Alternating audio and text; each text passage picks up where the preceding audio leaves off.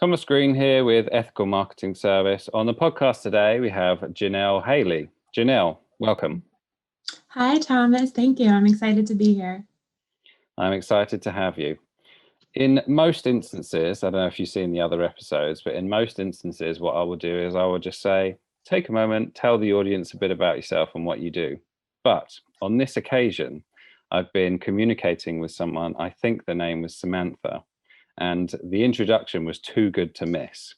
So in 2020, hand sanitizer went from being one of the most stigmatized products to one of the most in demand, as brands and stores sold out of their inventory and supply chains were stretched to the max. One brand decided to relaunch to scale up. Curious how this played out? I'd like to introduce you to Janelle Hailey. Thank you. Thank you so much. Kind of wanted to do like a trailer voice. You know that trailer voice? Yeah, that's perfect. Loved it. What would you like to tell people about yourself? Yeah, no, that was a great introduction. For the last year and a half, I've been the head of marketing and innovation in e-commerce for OLIKA. We're a clean wellness hygiene brand with safe, effective, sustainable, and fun hydrating hand sanitizers. That setup that you gave, I get the question all the time, did you join this brand because of the pandemic? And absolutely not. It's really a brand that understands that you can do good in the world and do business at the same time. The brand actually existed before the pandemic on a mission to improve health through joyful hygiene experiences. And that was a big reason why I became a part of the brand. And that's why I love marketing. I love working on conscious brands that really understand that you can contribute to solving society's biggest issues while making a profit. And we're doing that at OLIKA through the pandemic. I did that 8 years prior, working in beauty marketing. And it's just super excited to take this knowledge and passion that I have for an underserved mundane category in personal hygiene and really meet the needs of consumers through OLIKA. Well, I was intrigued, so I did have a look at the products, and Yes. it does live up to, I've not seen anything like it in terms of packaging, at least for a for hand sanitizer. So, how much did you have a part in that? I had a big part in the redesign of the brand. There were some fundamental things that we wanted to address that we were hearing from our consumers in terms of being more sustainable and offering a refill packaging, extending our fragrance choices. So our consumers are very vocal, love them, and they tell us some things that they would love to see. And we were able to tap into that and really broaden the range of the fragrances, fix some of those fundamental design issues as well as just relaunch the brand, the look, the feel, the communication, make it fun and exciting. Because even during a pandemic, even having to use hand sanitizer more than you've had to before in the past, why can't it be fun and enjoyable as you're taking care of your health at the same time? And so that was our brand relaunch in late 2020, actually. So, in terms of generalizing it, because the idea being that other business owners are also listening, and maybe the brand might do with the modernize from their perspective. What would you advise? Let's say you were speaking to someone that you were fond of and they said, yeah, I really need to work on that. What advice would you give them? In terms of modernizing the brand, Yeah. I would tell them to first start with talking to your consumers. I am a big consumer marketer, whether you call them consumers or customers, depending on if you're a product or service. Understanding what it is that they love about your brand. What are some of the things that you could do differently? I think sometimes we get a little put back by negative feedback, but I think the best stuff is in the negative feedback because that allows you to understand how you can push yourself better. And then also going out there and understanding your competitors, right? They probably have wonderful things that they really exceed at, and they probably also have opportunities as well. And so maybe you can take some of those opportunities that they have and bring that to your business. I think that's really, really important to start off with for anybody who wants to modernize a brand, because it's really important to understand what your point of difference is as a brand, as a product, as a service, because that's the essence of everything you do. And then from there, you can get into the fun and exciting things. What is your brand visual identity? What are like the codes? And when I say codes, what are the logos, the colors, the images that really kind of invoke what it is you want to stand for as a brand? How do you translate that into packaging? You know, in a world of Instagram and everything needing to be Instagrammable, packaging, in the packaging, even if you're a service, it could be your storefront. How are you making sure that you're really incorporating a modern look and feel into that aesthetic? And then also, you know, whether it's content, whether it's your website, whether it's your social media feed, once you kind of nail that visual identity of how you want your brand to look and feel, then it's really kind of easy to extend it across the marketing ecosystem. So you were about to touch on, I think, what my next question was, and that's the outcome. So let's say you've got any generalized business, and they feel like they need to work on this particular topic. What can they expect to get when they put the work in to do all those things that you just referred to? Yeah, I think what you can really expect to get is more sales and more brand loyalty. You know, at the end of the day, we're all businesses and we're trying to sell products. I think branding is such a fundamental part of sales and selling a product because, again, really what it does is answer those fundamental questions of, do we believe what you say? You know, is this a good product or service? And do I like it for me? So when you do all of these things, you're really addressing those questions. And by answering those questions, particularly, do we believe you and is it good? That's going to trigger a sale, right? So all these experiences, all this visual stuff, it's fun, but we're not doing it just to do it. We're really doing it to showcase how we answer those questions. And then the last question, do I like it for me? That's where loyalty comes into play, right? Because once you bring them into your product or your service, you really want them to keep purchasing and repeat purchasing. So how do you craft an experience? How do you craft a website? How do you craft emails? How do you craft your social media posts and strategy to really, you know, get people to keep buying? Because it's much cheaper to get people to buy again than it is to acquire new consumers all the time. Would you say it helps with know, like, and trust? Yes. Yeah, it sort of summarizes what you went into, and I haven't thought about it that way before. But yeah, it's a very good point. There were some other things which were on your list of items that you didn't mind talking about, and I particularly like this one, and it's tough choices, and it's how to determine where to put the money. What are your thoughts there? Yes, that is a constant and enduring question. And it really boils down to, again, I always say this, I sound like a broken record, but starting with knowing your consumer.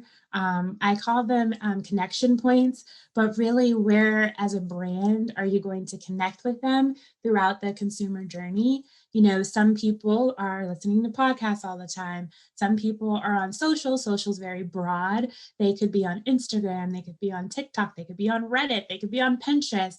So you really, really have to understand your consumer. That's why I always start there. It's super important because once you do that, you can make the really tough choices of where you're going to put your dollars, right? There's some areas like search, you have to be there because if you're not there, your competitors are going to be there or other brands are going to be there because people, whether it's on Google or Amazon, they're always searching for information. So those kind of things are really important.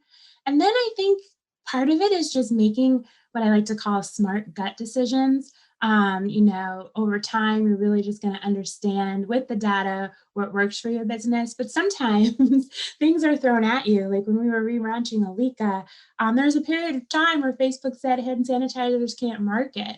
So think about that. Facebook is this big behemoth. And, you know, we were asking ourselves, how do you market in a world without Facebook and Instagram and reach those consumers? And so we had to make some smart gut decisions about exploring newsletters. You know, good old fashioned email was roaring back, and people were subscribing to newsletters, and they're a very attentive audience. And so we had really great success, focusing on some of those. We hadn't done it before, so that's why I call it a smart gut decision. But we were informed by data and just some of the trends that were happening around us. So it's a constant exercise of doing that all the time, whether you're in a pandemic or just the normal every day. It's understanding your consumer, where they spend time, and then where you have to be competitively, and then where you're going to get the biggest bang for your buck. In terms of understanding your consumer, what exercise would you typically encourage businesses to do if they were to want to achieve that goal? Absolutely. Well, my favorite, because it's scrappy and you can do it all the time and don't have to necessarily invest a bunch of money in big consumer research, is social listening. I think there's twofolds. It's going out into your social channels. Like I said, our consumers are very vocal about us being more sustainable and doing a refill product. They've also been very vocal about what fragrances we should launch in the future. So I'm excited. We have some very cool things coming up this fall for them. But those comments are golden. The feedback is golden. They're sharing their opinion every day about what they love about you. In those same social channels, you can go to your competitors' social pages and just see what they're saying. You can go to adjacent categories. We look at clean as an industry. We look at clean fashion, clean beauty, because there's going to be like a lot of insights in those verticals as well. So that's really important. And you can take those comments. People are like, how do you assess it? There's things as simple as, okay, sitting down with a spreadsheet and bucketing the comments into themes. And then all of a sudden you'll have some really strong themes. You can take the comments and put it in a word cloud. Good old fashioned word clouds are back, just to see where the big messages are happening. But it's really important to do that. And then also with social, I include ratings and reviews in social listening. We're all asking for them. People are giving your opinion, and again, the 5-star are just as important as the 1-star, but taking time on a weekly basis to go through those really helps you understand your consumer better. Great answer. I like the phrase as well, social listening. Mm-hmm. Absolutely. I wanted to ask, because I forgot to mention it. I thought for a moment, if I was tasked with the concept of modernizing hand sanitizer, how would I go about doing that? And I suppose the way, it hadn't occurred to me before that it needed modernizing rather. But I thought the way that you do it is by combining it with some other product.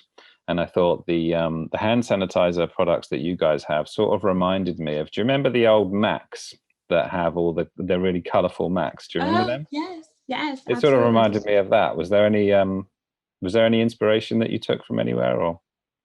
Yeah, I would say there's a lot of, we have a great designer, Michael Rechnick. So he is a guru in this space, but there's a lot of inspiration, I think, from the tech world, even from beauty, some of the colors and things that we're seeing. And I think color was like a big part of the experience. We think about OLIKA our hand sanitizers as being like an accessory, really being able to showcase your personality and your self-expression.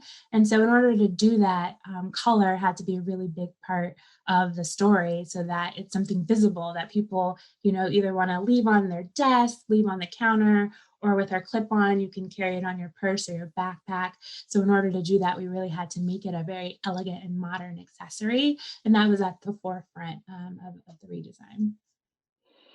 Do you deliver to the UK? Not yet, but we No. will soon. We're working on that. All right. Well, the next one, the next point is not one I've covered on the podcast. So I'm interested to know what you'll say on this one. And it's supply chain surprises to keep in mind. Mm-hmm. Yes. Oh, there's so many interesting things in this area. During the pandemic, I think it was quite clear when the shelves were empty. There was a shortage on hand sanitizer for a while.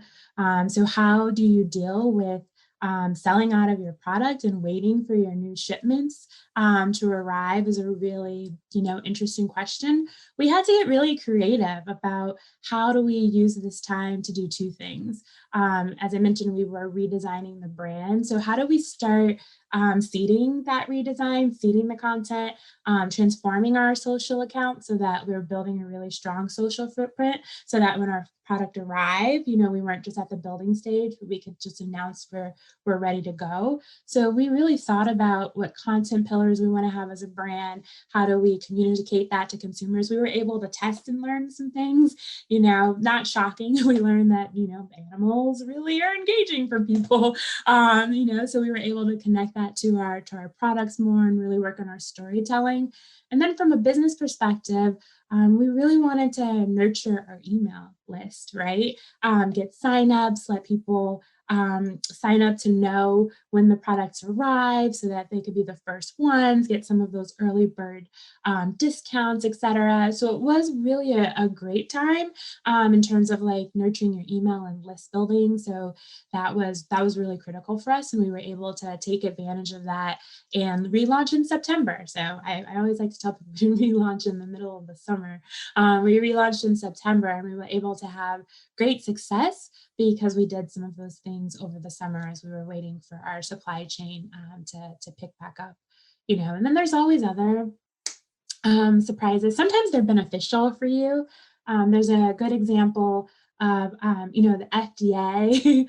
And when you're a clean brand and you're working with different ingredients, sometimes they're good, sometimes they're bad.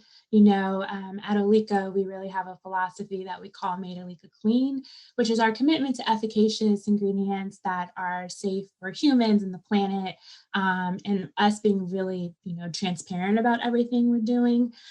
There were some things that were happening in the category with bad ingredients and recalls and hand sanitizers. And so that's a supply chain from a different perspective, in that we were able to take advantage of that as a brand, really standing behind being clean and putting ourselves out there with our clean message in order to capture some consumers during that time as well.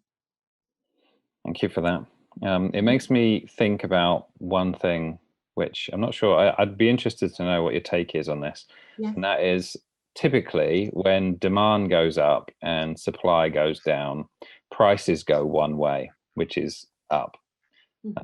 And it's just whether or not, because on the one hand, that's typical. So you would expect that of any other industry. But on the other hand, during a pandemic, that might be questionable. So did you have those conversations, or what, have you got any thoughts on that particular topic? That's a really good question. And this is where I think it really boils down to conscious brands and kind of what is your ethos as a brand and how do you make decisions. For us, we really didn't have a big conversation on this because it was important that we remained accessible. Yes, we are a little bit more premium than others in the category. We always have been, but we weren't going to use the pandemic and as a reason to take prices higher. In fact, we had more promotions during the pandemic than anything because it's just really important to maintain that accessibility. We did see, and I would say pretty much across the category, people did maintain their price points. There were some, instances of outside third-party buyers like buying product, hoarding it, and reselling at higher prices, but that wasn't really what brands were doing. And I have a lot of respect and for this category and for the players in it during the time, because you didn't see the price gouging that could have happened. Do you get a lot of requests to resell your product or not? We do, and we do. We are a DTC brand, but we are also in retail. So, we sell at some e-commerce retails like Thrive Market or at places like Safeway. We also sell at boutiques. So we do have that side of the business as well. Next point, marketing versus sales and keeping your brand equity in mind. I like the idea of this conversation. So what are your thoughts there? Yeah. I love this question. I really do, because I always think there's like a tension between brand marketing versus like product marketing, and how do the two go together, because there's this theory that product marketing is what really drives the sales. But I think when you take a step back and you think about brand building, brands sell over longer periods of time when they reach consumers with a branding message. And I think it gets back to the conversation that we were having earlier. But a brand is really just a perception a consumer has about your product or service. It's the level of credibility, quality, satisfaction that they have in their mind. So you can do both together. It's not either or. I think the best companies really understand. I mean, you mentioned Apple. I think they're like the gold standard. Even Airbnb, as a more modern example, that, they have a very tangible product, but they also have like a brand experience around it. And that's why consumers come back again and again. Michael Eisner had this really great quote that a brand is a living entity and it's enriched or undermined cumulatively over time. And it's the product of 1,000 small gestures. So when you think about a brand like that and you think about sales is like one of the gestures, the actual act of selling. So if that's like a conversion ad or whatever that is, that's just one of those small gestures, but they're intimately connected. So it's not really necessarily a choice of one or the other. I think it's really about where are you at in the consumer journey, or the good old-fashioned marketing funnel, awareness, consideration, conversion, where you might be pulling on one element stronger than the other, but really you're always building a brand at the end of the day. And so it's not a trade-off between the two. What would you say brand equity means to you? If you were to give it a definition, what would you say? Brand equity is the perception that a consumer has about you. And based on that perception, how valuable they think the brand is in their daily lives. Nice answer. Have you answered that one before? No, I haven't, but I love this stuff. All right. Well, we're potentially, or the rumors are that we're hiring again. So maybe we might be hiring soon. And one of the topics which you are happy to cover, correct me if I'm wrong, is knowing who, when, and where to hire. So what advice can you give me? Oh, yes. So I think first understanding with your hires, what are you trying to accomplish? What are your business objectives right now that you feel like bringing somebody on the team is really going to help you accomplish? I will use the example of when we were relaunching OLIKA. For me, it was really critical that we live in a world where there's just a lot of digital native brands, so that goes without saying, but I knew that we had a lot of data that we needed to harness, and we needed somebody with a data first mindset who could take that and translate it into really rich insights. I also knew that at the end of the day, especially with the pandemic, we really needed to focus on our consumer. And so getting somebody in who could handle our customer care role was super critical. In 1 week, we sold more than we did in an entire year, which was amazing. But then there's a lot more emails, a lot more, inquiries about like products and where they're at, et cetera. And that really led to two critical hires. We have an amazing director of e-commerce and data science because she really is able to have that data first mindset and just come up with really rich insights to tell us about the consumer. And we have an amazing customer care lead who's just best in class at doing whatever it takes to listen to our consumers and then help them with whatever problems, issues, or just general questions that they have. So, other people were like, oh, why didn't you get like a social media manager and all these other kind of things? But it was where the business told me I needed to hire people first. So I think that's the most important thing, and you can build from there. Any interview tips? Yeah, I would say ask the tough questions. Go off the traditional. Oh, tell me about a time. Because I think that like it surprises people. Just ask them kind of anything that relates, to the business, to the brand. Get to know them on a personal level. Because I think that's what really matters at the end of the day. I'm of the belief that a lot of people can be trained to do jobs jobs, but it's a little bit harder to assess fit. So asking some of those untraditional questions will really help you unlock fit a lot better. So you don't use the where do you see yourself in 5 years then? No. Because any good interviewer will have a canned response that is tailored to your like interview. So, not at all. I like things like tell me about a time you had to like, even though I'm starting with tell me about a time, it's such habit, but you had to teach somebody something new. Like what was that experience like, right? Because now you're starting to get into, how they behave as a person, how do they act and engage as a team, so I like those kind of questions. And how many interviews do you tend to do? Um, as many as it takes to get it right. I did 12 for one hire. Just to, I like to, keep it open and try to meet people, but that might have been a bit much. But resumes are hard. There's a lot of like amazing people out there with resumes that stand out. So I think it's just important to meet as many people as you can, and especially from a diversity perspective, it may take a few more interviews in order, to make sure you're interviewing a diverse set of candidates. 12 interviews is Mhm. epic. I don't know how you had time to do anything else. Yes, I know. It was a lot. They were 30 minutes. I'm also not one of these people who wants to interview for an hour. So it was not 12 hours. It was just 6. But yeah, 30 minutes and just get them done, knock them out. But it's good. It's fun meeting people. I learned a lot too throughout the process. So I enjoy that. I'm an introvert extrovert, so it's a little bit fun for me. Well, regarding the business, have you had any conversations or had any thoughts on when you're because everything is moderately high demand right now, and it is very possible that the demand stays. But how the business looks when people aren't quite so worried about the pandemic? Have you given any thought to that?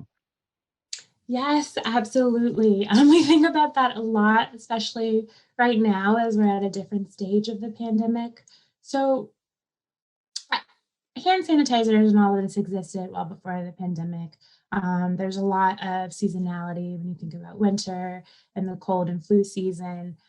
There's a lot of built-in users when you talk about like commuting and just getting back to commuting life. So we do think that there is an opportunity to, continue to sell, of course, outside of the pandemic. We also believe there's a lot more consumers who have just adopted healthy hygiene habits.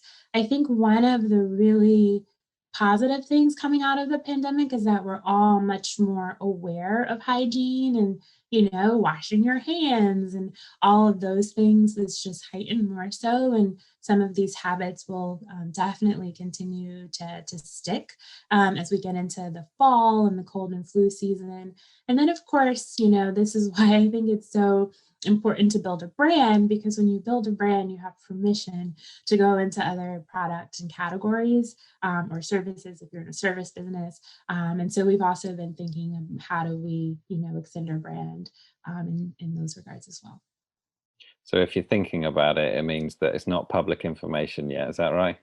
Correct. But No there's good stuff. spoilers. No spoilers. Yes. And yeah, you mentioned the Facebook ads. Should we say disapproval or product disapproval? Yeah. Is that lifted now? I forget. Yes, it's lifted now, though they go back and forth on a monthly basis, but it's lifted. We're able to advertise on Facebook, but I've actually found like I said, the newsletters, that's a big part, of our campaigns going forward. So I'm super excited about that. There's some radio things, digital radio things that we've been doing that I'm excited about. So that was a lovely challenge, so that you're not over reliant on one channel. I think that's an important thing too with your budget. So yeah. What are your goals, Janelle? I guess personally and from a business perspective as well. Yeah, well, from a business perspective, I am super excited to take this brand to new places. I have a lot of belief that OLIKA can revolutionize the hygiene category and bring that joy into other areas and other products. And so I'm excited to see that unfold over the next couple of years.